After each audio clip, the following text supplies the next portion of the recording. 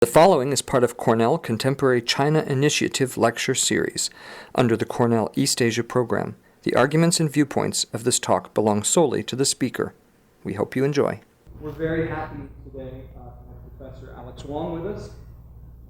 Professor Wang finished his JD at NYU in 2000, and then he went on to practice law for over a decade, including time spent during that decade working for the Natural Resource Defense Fund.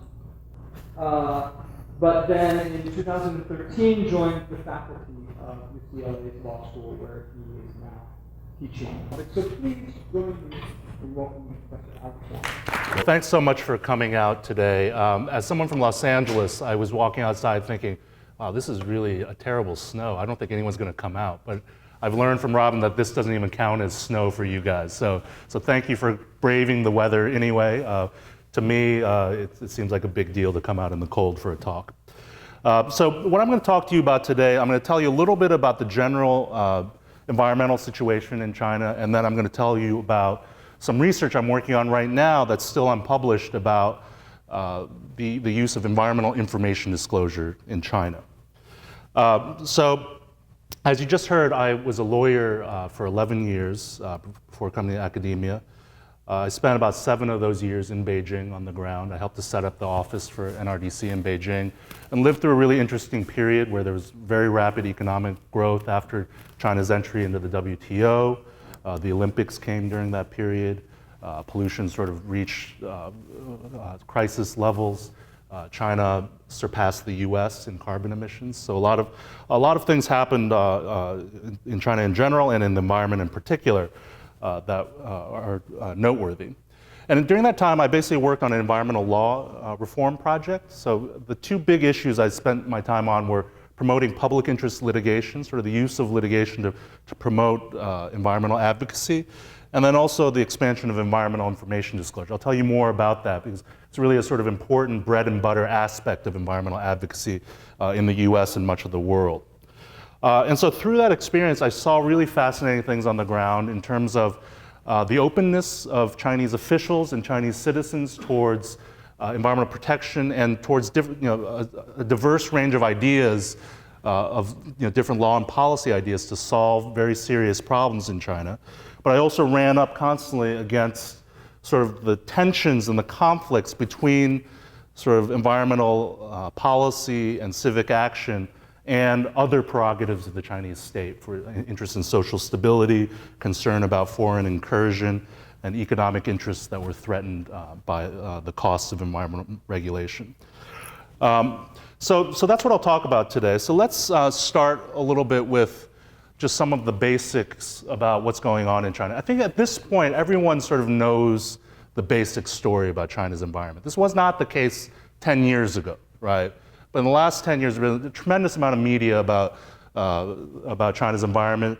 It's the media attention outside of China has spiked at a few different times, right? So you might remember around the Beijing Olympics, there was a lot of focus on air pollution in China. Athletes were worried, were we going to be able to perform given the air pollution in China? And then most recently, in around 2013, in January of 2013, there were very serious air pollution incidents in China where air pollution reached levels that you really only see in the US when there are forest fires, right? So this is a picture from that month, January 2013, taken by a guy named Bill Bishop, who's a sort of political commentator, observer of China. This is of downtown Beijing. Have people been to downtown Beijing, the so-called CBD area, Central Business District of China? So this is taken from Bill Bishop's apartment in the Central Park Apartments. They like to name the apartments after American landmarks. And my old office was right here. So this was on a day where air pollution was not so bad. This is from a picture taken from the same window later that month on a bad air pollution day, right? So you can sort of see my office, maybe right there, but you get the picture, right? The air pollution was incredibly bad. That people were calling it the air apocalypse in the Western media and that sort of thing. And of course, the environmental pressure is tremendous in all sorts of areas, not just air pollution, right? Air pollution has gotten the most attention, but it's serious in water pollution, soil pollution, species and habitat protection, and so on. So we'll probably talk a lot about air pollution today, but remember that there's pressure in every area. And this has been going on for some time, even though awareness about it, public awareness of it, has only increased in the last few years. So this is a picture I took from my own bedroom window in Beijing in 2006. Again, winter, right? Winter is particularly bad because all the boilers are burning coal, the heat apartment buildings. And so, a lot of Chinese people don't often remember, if you ask them, they might not say, well, I don't remember being that polluted a decade ago. But it was still quite polluted a decade ago and even before. And so the last few years, the public attention, the public awareness about environmental pollution has really skyrocketed. So you might remember, back even 7 or 8 years ago, if you saw someone wearing a face mask in China, it wasn't because of air pollution, right? Westerners thought, oh, maybe it's because the air pollution is bad. It was really, generally, if you had a cold or something, it was considered rude not to wear a face mask to shield your germs from being exposed to other people. But last few years, people have started to wear face masks because of air pollution. There have been a lot more sort of jokes online about air pollution, right? Can you see what the joke is here? I don't know if you can read the caption here, right? This is from China's Twitter, right? Weibo. And so you see the 9 pictures here, and the caption says, from top to bottom, left or right, the Forbidden City, the Great Wall, the Temple of Heaven, Lama Temple, Boulevard of Perpetual Peace. I guess it's not a great joke, but it's, you get the picture, right? You get the picture. So he's just saying, look, it's really polluted in Beijing, right? Okay. So awareness about pollution has really increased. So let's look at something a little bit more scientific, some satellite photos of, how bad is the problem in China compared to the rest of the world. So this is a little bit old. This is about a decade old, 2005 to 2007. Sulfur dioxide pollution as measured by satellite data. They measure the density of sulfur dioxide columns in similar sized land masses in Northeast. This is us now, right? So where's the pollution? There's a lot of coal-fired power plants in kind of Ohio, Western Pennsylvania, West Virginia. This is Europe. And then you could see China, right? At that time, the entire country was a hot spot. Red means dense columns of sulfur dioxide, right? So much, much worse in China than in the US or Europe. Again, this gives you a global picture of nitrogen dioxide. So sulfur dioxide, nitrogen dioxide comes from combustion, right? Burning fossil fuels, power plants, burning coal, burning gasoline, these types of things. Nitrogen dioxide is also from this combustion of fossil fuels. So again, you see the big hotspot in China, particularly around the Beijing-Tianjin, they call it the Jinjinji region, right? And also around Shanghai, the Yangtze River Delta, and then a little bit around the Peril River Delta, and then a little bit around Chongqing and Chengdu, right? You see the rest of the world, a little bit in India, Mexico City, right? Eastern Europe, but take the comparison, China versus the rest of the world, right? And so recently there's been a lot of data about air quality becoming available on the internet. So all sorts of third parties are taking this data, processing it, putting it on maps, right? Mapping technology is not that old. It's really coming in its own in recent years. So you can see the comparison, air quality in China. So this is using the EPA's air quality index scale, right? It's a scale from 0 to 500. Below 100 is within the standard, what in China they call Blue Sky Day. So anything that's green and yellow is within the air quality standard. So you see in China, almost nothing is within the air quality standard, and much of it is significantly out of compliance, right? In the 300s, high hundreds, 200s is the purples. You see Japan, South Korea, other countries are much better. Europe is much better, again, only in Eastern Europe. India is the only other country right now that's facing some similar problems to China. And if you look at the US, the West Coast, where I'm from, is worse. In the East Coast, we have a relatively good, and it's really Southern California where I live that has some of the worst, but it's relatively better, quite a lot better. Okay. And so it's always useful to remember, though, that in the US we went through something similar, right? This is a picture from 1948 from the UCLA library. So Los Angeles doesn't look all that different than the picture that you guys just saw of Bill Bishop's picture from Beijing, right?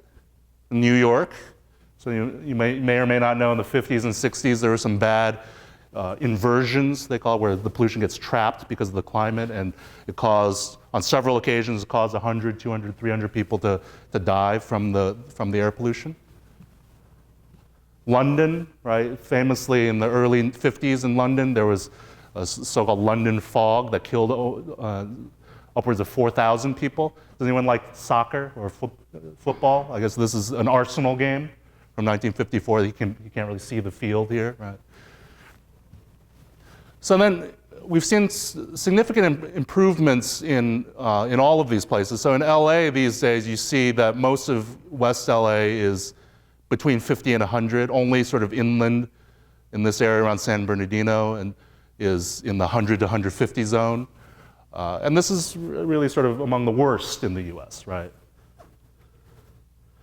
And overall, the EPA uses this is an EPA slide. The EPA uses this all the time to drive home the point, look, we can have economic growth and we can have environmental protection, right?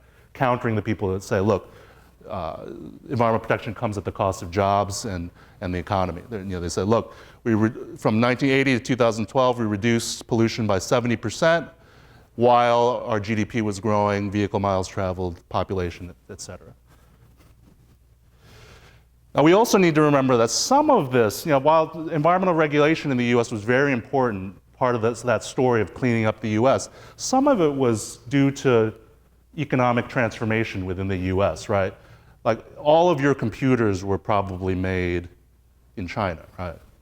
Probably a lot of the clothes you're wearing right now was, the dyeing plants are probably in China. Maybe now it's moving to Bangladesh, some other places, right?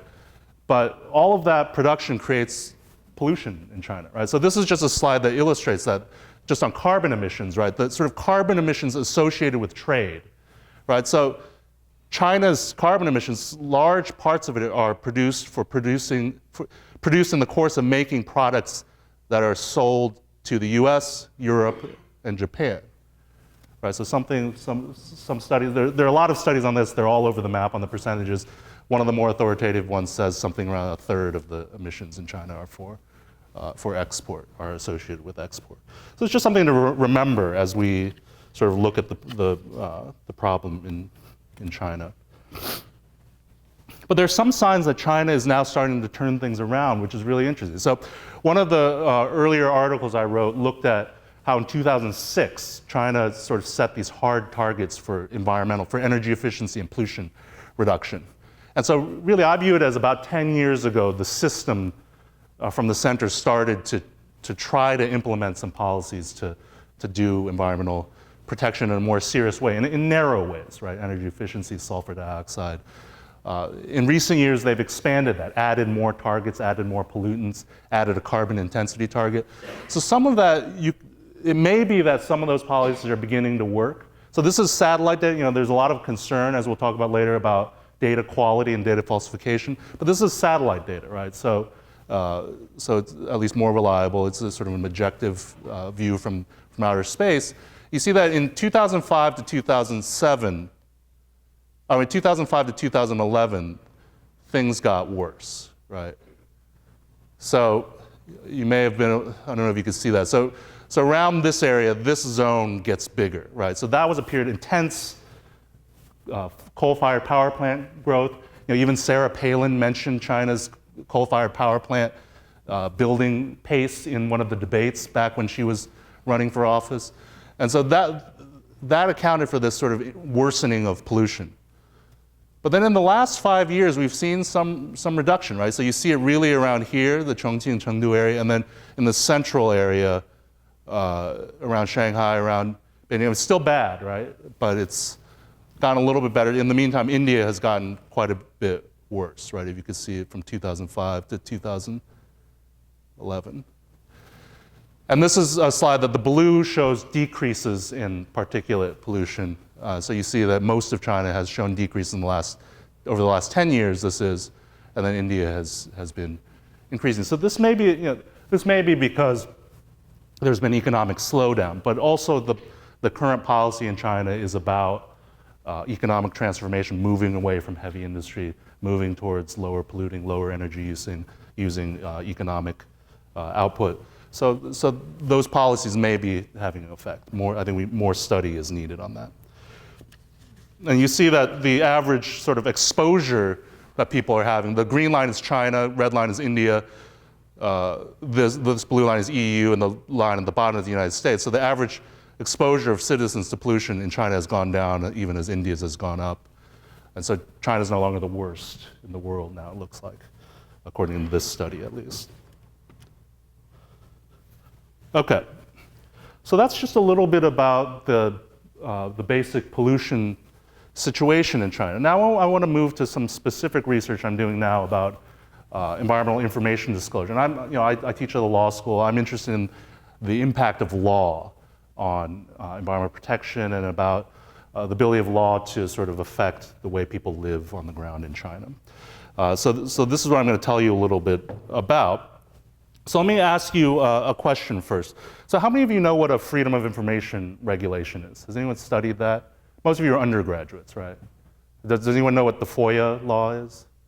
Anyone willing to raise? Yeah. When you file a request to the government, you have 2 months to answer that thing? Yeah, so that's one of the aspects, right? You can make a request, a FOIA request to the government for government records, right? There's certain exceptions that things that the government doesn't have to disclose, but it's an open records kind of law, and it's associated with the idea that, as Justice Brandeis said more than 100 years ago, that sunshine is the best of disinfectants, right? That it can avoid corruption and check power by having transparency. And it's associated with kind of these ideas of democratic accountability and democracy, right? So people don't normally associate China with transparency, right? So would it surprise you to know that China has been expanding its sort of information disclosure regimes in a variety of respects? Does that seem surprising or no? Does it not seem surprising?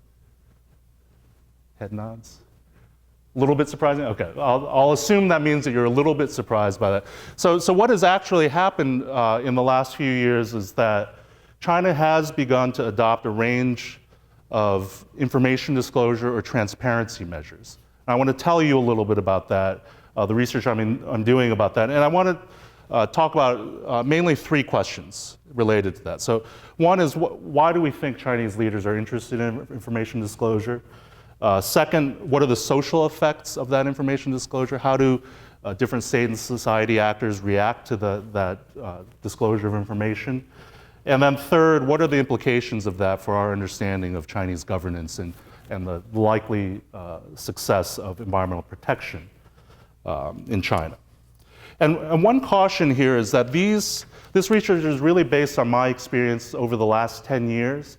And a lot of people are sort of wondering, with the news recently about sort of the political tightening in China under the current administration, are things changing now? So that's an open question that I'm not sure what the answer to is. But just to give you a sense that this is sort of looking at things at a particular point in time. And I'll talk a little bit more about where I think things are heading towards the end. Okay, so let me first describe the phenomenon I'm examining. So I'm going to start with this story from a trip I took to southwestern China, Yunnan province, about 10 years ago. I visited a lead and copper smelting region in southwest China. And one of the things we were trying to figure out, well, how do we protect? We knew that there were probably lead pollution problems, heavy metal pollution problems that were affecting kids and the adults that lived in that area. If you look at this factory, if you know anything about industrial facilities, you could tell that this is a bad factory. There's a lot of what are called fugitive emissions. There's just sort of smoke billowing out the sides. A good factory is sort of sealed and they keep the dust inside. All of that dust is filled with lead and heavy metals, right? And you note that there's just sort of cropland right around it, right? So that dust is just billowing into the crops, right? And so a natural thing you would do in the US is you would sort of try to get information about what was going on, what was being emitted by that factory, what pollution sources were at that factory, what pollution control did that factory have? Had they ever been fined or had they committed violations in the past, so we would know something about whether they were a good apple or a bad apple, right? So these types of things, as a matter of course, you can find out in the US, right, and many other countries. But when we tried to find this information in China, it wasn't available. This was 10 years ago, before a lot of the information disclosure laws had been passed. And so, so at the time, we sort of had to throw up our hands. We did the best we could with our study, but we weren't really able to figure out a lot of the information that we needed, and the local officials considered much of that information to be sensitive. Just as another example, even more recently, just in 2011, right, this is just 5 years or 4 years ago, a leading NGO, environmental group in Beijing, when they put out a report about pollution sources in China, and they went down to look at a power plant in Hebei province outside of Beijing. And they write in their report, they said, looking at this enormous plant and its continuously ascending white smoke, we feel this Shougang plant still has a lot of hard work to undertake until it can effectively reduce its energy consumption. Their advocacy approach was very coarse because they couldn't really get at exactly what was being polluted. They sensed that this looked bad, but they weren't able to penetrate the facility because there was it was really difficult to get information about the facility. So things started to change around 2007, 2008. So in 2008, China passed a sort of Freedom of Information Act-like regulation, a general one. And the first ministry to pass implementing regulations was the Environmental Ministry about environmental information. More recently, in an amendment to the Environmental Protection Law that just passed in 2014, they had this provision and an entire section about public participation and information disclosure. If you know anything about China, 15 years ago, this was, you really didn't see this. There's much less ability to sort of, formal law about public participation and ability to sort of participate in this way. So this was a big deal to people who were working on this for the law to really emphasize public participation and disclosure. Okay. And so that disclosure started to allow us to do things like this. So before, there's now hourly disclosure of emissions. I showed you a slide like this before earlier. So it allowed people to sort of get a sense of what the pollution was like around you. Does anyone have this app on their phones? No one? So if you're interested, you want to know what the pollution is in Beijing and some other cities in China, you can just download this app. I think it's just called maybe China Air Quality or something like that. But you get real-time US embassy and consulate related data, as well as the official Chinese data and ranks of the air pollution data. So a lot of people in China use these apps these days to check what the air quality is before they go out for the day. And then more recently, what's been really interesting is China passed some rules to require about the top 15,000 polluters in China to disclose hourly emissions data, what they call real-time monitoring the data, emissions data. That's really was a dramatic change because not even the US really requires disclosure of that frequency. We have disclosure every few months or annually or something like that, but this was hourly emissions data. And so now third parties, NGOs have started to put that data into apps. Again, this is sort of enabled by the whole smartphone kind of world, right? And so you can see here, this is also an app that you can download. It's called the Weilan Ditu. And you could see what the pollution situation is in China. This is all official government data. And it shows that at any given time, this is a little bit of an older screenshot, but if you open it right now, it would look the same. It always looks about like this. Several hundred, if not thousands, of facilities are violating the law. The red means they're exceeding standards, right? Blue means they're complying with standards. Gray means there's no data. So you can see there's some missing data, there's some compliance, but there's a lot of non-compliance. So that's quite a big deal, right? If you wanted to be an advocate, that's very different than what this NGO was able to do 4 years ago, when they would say, look, we sense that this plant is bad, but we're not really sure what's going on. Now they have sort of the ability to sort of see exactly how long they've been violating the law. Information disclosure is also allowed for new ways of interaction between the citizens and the government. So this comes from the Weibo's account of the local Environmental Protection Bureau in the area of those photos I showed you at the very beginning, those smelters, right? So if you remember, I said 10 years ago we couldn't really get any information about it. But now a lot of those plants in that area are subject to this requirement I just told you about, this hourly emissions disclosure. Some citizens saw violations at those plants and complained about it to the local Environmental Protection Bureau, and that Environmental Protection Bureau has posted some information about, well, what they see is going on at those plants, explaining some of the violations and saying what they're going to do about those violations. So that's sort of a new way of engaging with the authorities. Also, in terms of transnational networks, this has enabled a different kind of advocacy, right? So, as we talked about earlier, a lot of products that we all buy here in the U.S. are made in China, right? So among those, Apple, I have my iPhone, I have my MacBook Air, and these types of things. So China has the most suppliers in the world in China, 334 of them, right? So if you remember back when Steve Jobs was around, they were notoriously secretive about their suppliers. They would not tell you the names of them, who they were, anything about them. But then over the years, there was news coming out. Locals were suffering from local water pollution, air pollution, and finding out or suspecting that those plants were making things for Apple. Sometimes it was that the plant itself probably violated some agreement in their contract and was sort of bragging on their website that they made things for Apple. But there are ways that people found out that, those plants actually made product for Apple. And the NGOs in China wrote a lot of reports, put a lot of pressure on Apple, and Apple finally agreed to set up a supplier report, disclose who its suppliers were, and work with local Chinese NGOs to solve pollution problems coming from their suppliers. And I've sat in on meetings with the Apple folks, and it's quite amazing the change, right? From completely shutting the Chinese NGOs out to engage active and what seemed to me to be very positive engagement. And so, for example, this comes from Apple's supplier report. They say, well, in 2014, they found that there were 30 sites with 49 violations, and they worked with the local Chinese NGO to remediate those violations. So I think one way to think about this, and it's not the only way to think about it, but I think that information disclosure and public supervision has arisen out of the convergence of state and society interests. Okay, so I think most of the leadership thinks of disclosure in terms of control of local agents. It's a different way than we tend to think of freedom of information.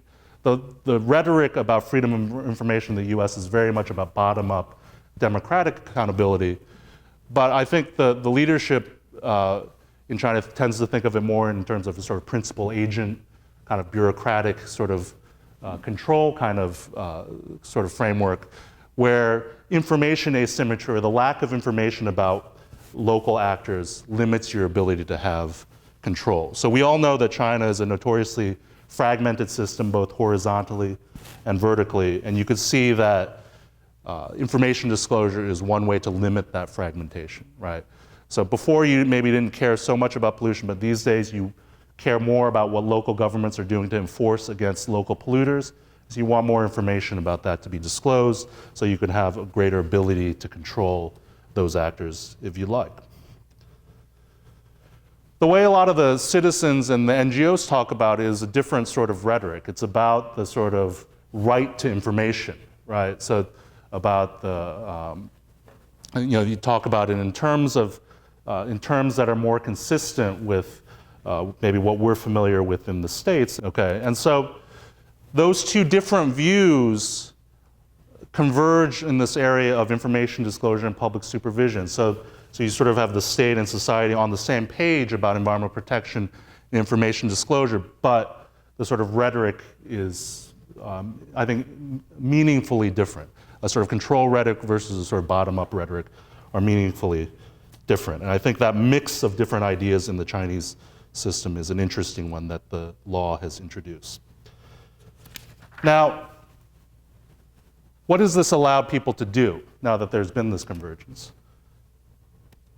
So there are four different types of things that we've seen from this information disclosure. One is sort of citizens are able to act like what the political scientists call fire alarms, right? You notify the authorities that there's a problem, and the authorities then go and solve them. It allows the citizens to act as policy entrepreneurs. They have more information so they can participate in the policy-making process, right? And so when I was working in China, there was a lot of this sort of engagement with NGOs and looking for ideas to solve a very difficult problem. And so information disclosure is supportive of that. There's also a phenomenon which I'm calling fire brigades here, which is the citizens themselves implementing enforcement. So I think that sort of supply chain effort, sort of essentially sort of sidestepping the government and working with corporations to regulate against local polluters, sort of an example of fire brigades. And also it allows people to engage in self-help, right? It's very frustrating when you suspect there are problems, and this is a concern of a lot of officials that, I've been part of a lot of trainings where officials have advised local officials that, look, lack of information tends to lead to rumor mongering and more instability. Information actually allows people to understand what's going on, allows them to engage in self-help, staying indoors, getting air filters, if they have the means, moving to less polluted parts of the country, that sort of thing. This whole process only works if ultimately in implementation, the citizens and the state leaders' goals are relatively aligned, right? If citizens are sort of in a populist way supporting what the leadership wants to do, then the leadership is okay with that. But also, in China, we know that people are increasingly sort of individualistic and don't necessarily want to toe the party line. So it creates a tension here that creates a dilemma for the leadership and for the people, the citizens who want to use information. And so there are a few different ways that the state can limit and exercise more control over the use of information disclosure. So I want to talk about a few of these. So one thing that the government can do is simply be selective about when it discloses information, right? So this slide comes from a ranking that I worked on with a Chinese environmentalist named Ma Jun, starting in about 2008. We ranked environmental information disclosure in 113 cities. And the surprising finding was that there's actually a wide range of performance. Some cities, about 30 cities actually did reasonably well, and the rest of them did modestly well to extremely poor disclosure. And that was sort of against the conventional wisdom that sort of everyone thought no one was going to want to disclose. But some people did, some people didn't. So you can see that some cities are not disclosing for whatever reason. Studies have shown that it might be because of resource reasons, or it might be because local sort of economic interests are putting pressure on the government not to disclose. And so in those cases, the information disclosure law is drafted quite broadly such that the government officials can rely on certain exceptions, state stability, state secrets, these types of things, to not disclose information. So for example, soil pollution has traditionally been somewhat sensitive, and it's often very difficult to get access to soil pollution data. Another thing that can be done to thwart and sort of limit the usefulness of information disclosure is data falsification. There's a lot of news about data falsification. A former research assistant of mine, when I was at NRDC, discovered massive falsification of blue sky data in advance of the Beijing Olympics, sort of caused a sensation in the press for a time. In 2012, other researchers identified a so-called gigaton gap in energy data, meaning that there was a gap in the energy data at the provincial level and at the central level that amounted to 1.4 gigatons of carbon dioxide emissions, which is greater than the annual emissions of Japan. Right? So a lot of emissions. So you have to ask yourself, if the data is that inaccurate, what use can you make of it, right? And then more recently, the Ministry of Environmental Protection, this slide here on the left, has been, every few months they've been running these sort of naming and shaming factories that have been manipulating their data, modifying their monitoring equipment to show falsified data. And so that's a good thing that they're enforcing against these companies, but the number of plants that are falsifying should make us a little bit worried. The other thing to note, though, is even if data is being falsified, at any given moment, there's still hundreds, if not thousands, of factories that are shown to be violating the law, right? So if they're falsifying also, they're not doing a great job of falsifying, right? They falsify their data so that it shows that they're still violating the law, right? So which is to say that even if you're concerned about data falsification, there's still use that you can make of this data, right? Now, even with the data that's gotten out there, there are ways that the state is sort of limiting or sort of signaling to citizens that they shouldn't get out of hand with what they're using the data for, right? So some of it's very explicit, rules of hard control, right? So among the NGO community, there was concern when this document, party document number 9, was leaked into the press. It was a document that showed that the leadership was very suspicious and did not approve of a number of Western values, civil society, checks and balances, open media, these types of things, right? So that was a signal, at least that was meant for the party members that, look, we're not going with like fully Western values here, right? So that was one signal. The other type of signal is sort of enforcement signals, right? Has anyone seen this documentary? How many people have seen this documentary, Under the Dome? A few people? Okay, so for those who haven't seen it, this came out about a year ago, right? The end of February, on a Saturday, I think around February 28th. It was a sort of TED Talk style, inconvenient truth style documentary about China's pollution problems. And it's a great documentary. You should check it out if you haven't seen it. It's sort of humorous, it's very frank. One of my favorite parts of the documentary is sort of the reaction of the audience. You know, they talk very frank about corruption and poor enforcement and implementation at the local level. And you can see sort of the audience just sort of laughing because they sort of get, yeah, this is common. And you know, you sense the frustration a little bit in the audience. But so this documentary was released on February 28th on a Saturday. By Monday, there was probably 100 million views. By Tuesday, there seemed to be about 200 million views. And then by Tuesday and Wednesday, there were leaked sort of the propaganda apparatus had started to sort of send signals, you know, don't play up Under the Dome. And then by Thursday, it had been blocked, right? Under the Dome had been blocked and pulled from the internet just in advance of the MPC meeting that last year. And so when that happened, you know, it leads to a lot of, you know, the advocates who want to use information to do things. Everyone in the aftermath of this was sort of speculating, well, what does it mean? What does it mean for what we can do going forward? Does it mean that things are tightening? Does it mean that we should be more careful? And everyone's trying to figure it out. And the reaction of some people is to self-regulate a little bit more, right? To say, look, oh, you know, I don't want to be caught up in that web. I'm going to pull back a little bit. Other people thought, well, you know, that's a unique situation. You know, it was viewed by so many people so suddenly that it drew a reaction, but I'm going to keep going ahead. But the point is that the sort of uncertainty that sort of enforcement creates leads to a certain degree of self-regulation and self-censorship. And then the other thing is that even though Western observers tend to think of transparency as a good, right? Leading to more accountability, better environmental performance, environmental regulation, that sort of thing. There's a way that transparency also has a dark side, right? We know this in the US. There's been some press recently about sort of the way that some people on Twitter have been sort of attacked, right? In a way that has led to consequences that seem outsized for what they said on Twitter, right? So it's led to some debate about, well, sort of this new transparent world, is there a way for us to maintain privacy and maintain our own sense of self?